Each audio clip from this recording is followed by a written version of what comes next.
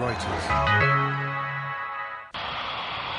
The aviation industry is arguably the touchstone climate change issue right now. For many green campaigners, it's the industry to hate above all others. At least that's the view of Martin Broughton. The chairman of British Airways says airlines are responsible for a fraction of global CO2 emissions. And at a conference in London, he's bemoaned the way aviation is stigmatised. Aviation, perhaps because of the glamour attached to it, perhaps because it's something which everybody does, but not on a daily basis, like getting into their car, makes it an easier target. I'm not really certain why it is. I think what's important from our perspective is we put the actual problem in proper context, but recognise it is a problem and therefore needs to be dealt with. So we just have to try and contextualise it, but deal with it at the same time.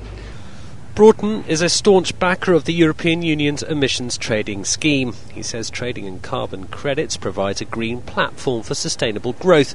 But others disagree. Peter Lockley is head of transport policy at the WWF. In the longer term, as the availability of carbon starts to dry up, which hopefully it will, because we really do need to make quite radical cuts in our emissions if we're going to tackle climate change, then we're left with an airline sector that's taking up a disproportionate amount of the remaining carbon, and that means it's really pushing up the carbon price for all kinds of other day-to-day activities. Now, it's all very well to say we'll leave it to the market, but if the market pushed up the price of carbon so that people couldn't heat their homes, would we think that's an acceptable outcome? Alternative fuels are sometimes touted as a possible emissions panacea. Last month, Virgin Atlantic carried out a test flight partially powered by biofuels.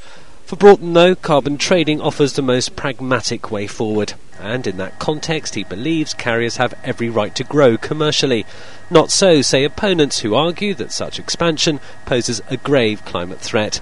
That's been underlined by a current campaign in the UK against a possible third runway at Heathrow. For environmentalists, it seems, battle lines have been drawn and the time for debate is over. Darcy Lampton, Reuters.